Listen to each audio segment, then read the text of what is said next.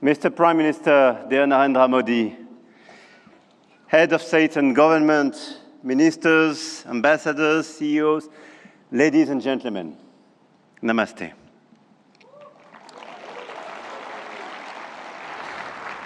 Thank you very much for welcoming us in this magnificent city, in this magnificent country. And it's great to be back after my 2024 state visit for this Artificial Intelligence Impact Summit hosted by you, Mr. Prime Minister. And I want to start with a story. 10 years ago, a street vendor in Mumbai could not open a bank account. No address, no papers, no access.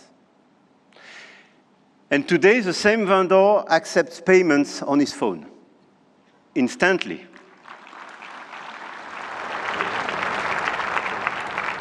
Instantly, for free, from anyone in the country. That is not just a tech story. That is a civilization story.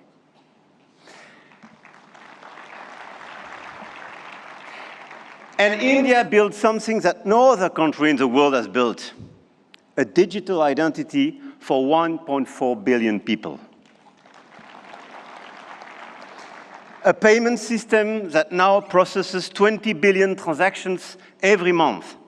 A health infrastructure that has issued 500 million digital health IDs. Here are the results. They call it the India Stack, open, interoperable, sovereign. That, dear friends, is what this summit is about. We are clearly at the beginning of a huge acceleration, and you perfectly described it during your interventions.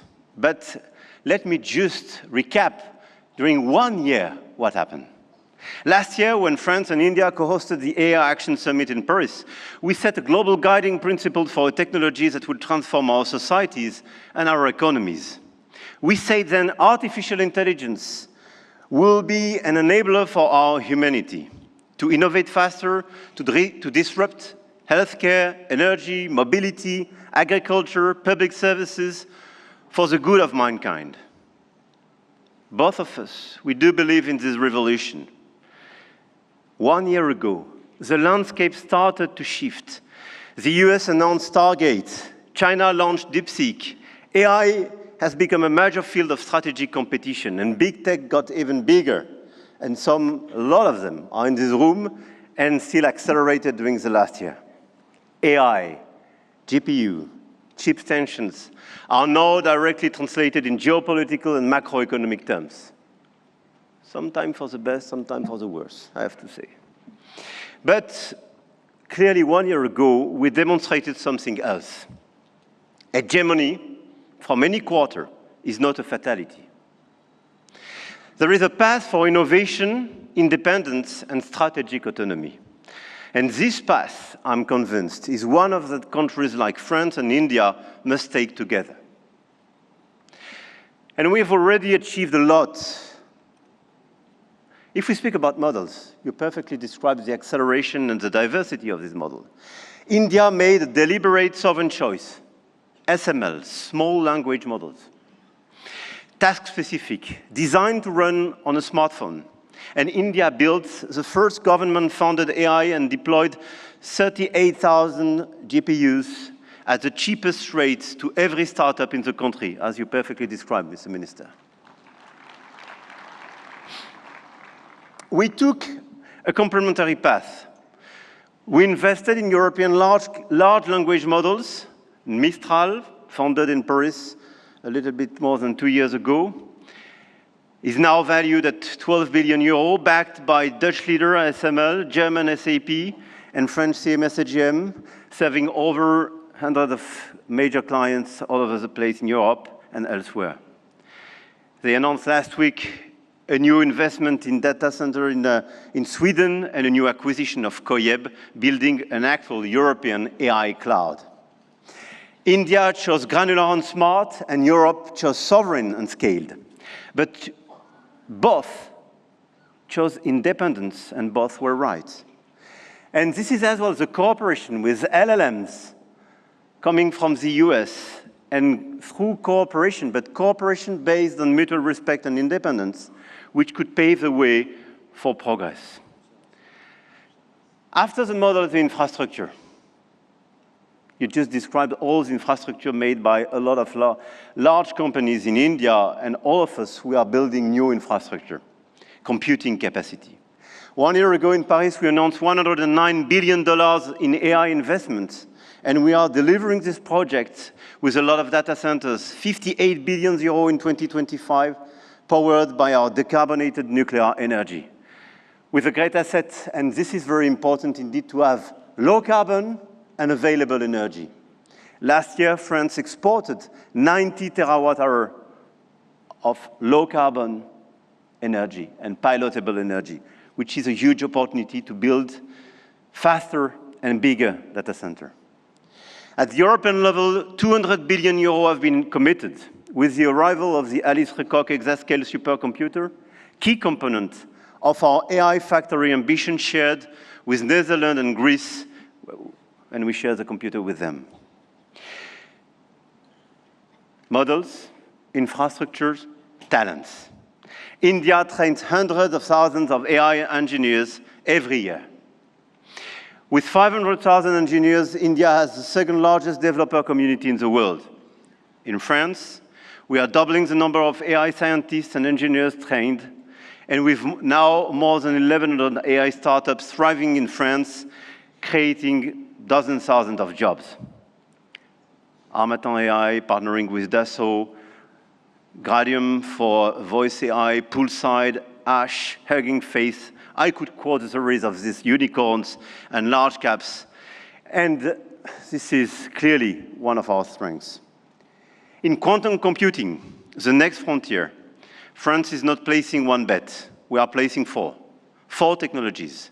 4 French companies, Pascal, Candela, Alice and Bob, Quobly, and one ambition, to make Europe a quantum power, which is also the ambition of AMI Labs, Advanced Machine Intelligence Labs, from our dear Yann Lequin for Frontier Research. The smartest AI is not the most expensive. It is the one built by the best people and for the right purpose. Models, infrastructure, talents, capital, and adoption. This is where the Indian model is truly revolutionary, providing solutions for everyone in the country.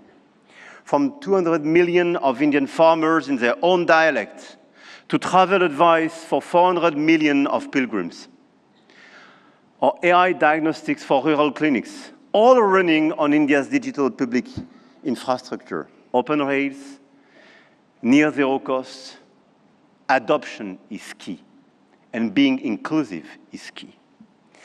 In Europe, our AI factories optimize energy grids, transform logistics, reinvent healthcare administration, and we are proving you can build a competitive AI industry while protecting your citizens' data. And opposite to what some misinformed friends have been saying, Europe is not blindly focused on regulation. Europe is a space for innovation and investment, but it is a safe space. And safe spaces win in the long run. I'm sure of that. Now, the point of this summit was not only to say, let's do more. It was to say, let's do better together. AI may be a powerful accelerator of productivity and a major shift for labor markets. This is why access to AI for all is critical. France and India share a common vision, a sovereign AI used to protect our planet and to foster prosperity for all. In health, we launched the Indo-French Institute for AI in Health, a partnership between Sorbonne's Brain Institute and AIIMS Delhi, and the partnership between ASH and St. John's Research Institute in Bangalore will use AI to transform hospital administration as well. In language, we jointly launched Current AI for sustainable and sovereign AI access, and this year we announced an open hardware tool for translation into Indian languages and dialects, because AI, that doesn't understand dialects is not AI for all. And this is why we do endorse this initiative for diversity in language.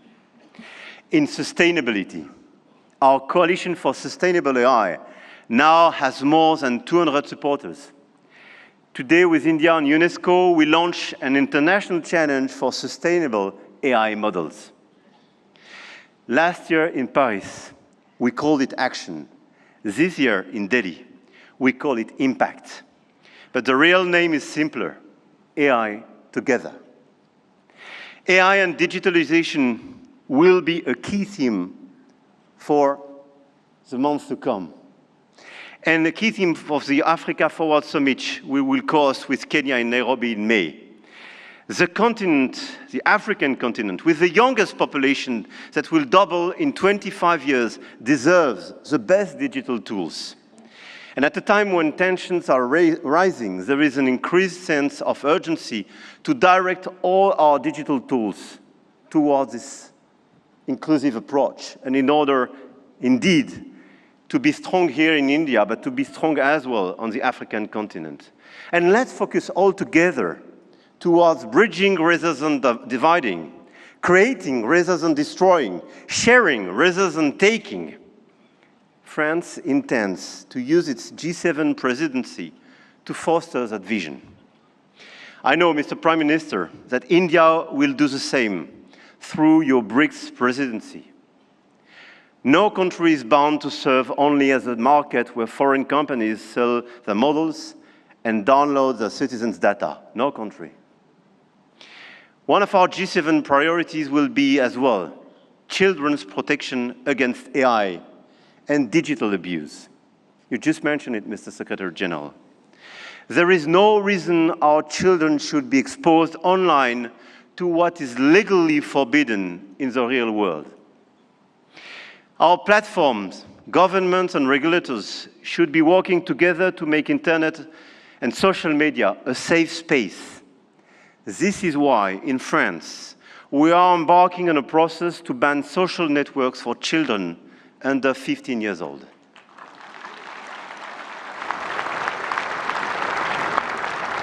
And we are committed here in this journey with a lot of several European countries being present here today. Greece, Spain. I know, Mr. Prime Minister, you will join this club. And this is a great news that India will join such an approach in order to protect children and teenagers.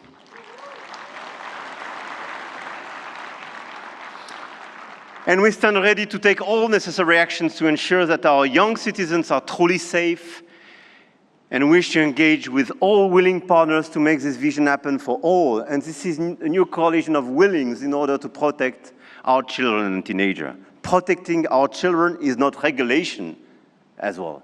It is civilization. To conclude, the message I have come to convey is that we are determined to continue to shape the rules of the game. And to do with our allies, such as India, because we believe in core shared values: science, rule of law, global balance, efficient multilateralism, innovation for the benefit of all. Now is the time to channel our forces toward what works. Concrete action and solutions that make AI more sustainable, efficient, and accessible. Targeted funding to leverage talents and creativity. Appropriate rules to prevent abuse and protect all our citizens. Strong partnerships that help build new AI solutions, more safe and more sustainable. I want to thank all the governments and business leaders present in this room and engaged in this journey.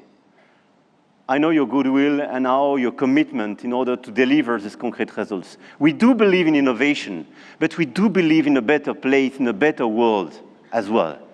And I don't believe one second it's incompatible. And let me say one more thing about partnerships, because this is not a two-player game. Last week, India and the UAE announced a joint AI partnership, a supercomputing cluster, shared data centers and innovation corridor. And India brings the engineers and the frugal models, and the Gulf brings the capital and the infrastructure. And together, they build faster than either could alone. France knows this equation well. With UAE, we engaged and they committed billions of euros for innovation and data centers in our country, and this partnership creates more value together. This is not dependency. This is intelligent convergence between governments, with companies, large caps, startups, and this is clearly this intelligent convergence which can provide results. The old world said you compete or you lose. The new world says you connect or you fall behind.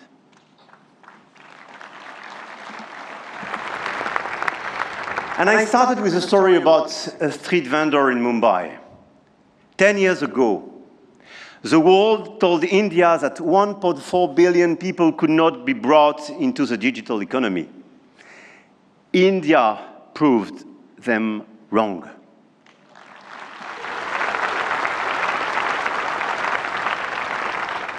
Today, some say AI is a game only the biggest can play. That you need $400 billion to be in the race. That nothing can exist between the two blocks. India, France, Europe, together with our partners, those who believe in our approach, companies, governments, investors, might have a different way. The money race is important and we cannot discount it. But the outcomes and real value creation for our population is even more. The future of AI will be built by those who combine innovation and responsibility, technology with humanity. And India and France will help to shape this future together. And the journey has just begun. Jai Ho. Thank you.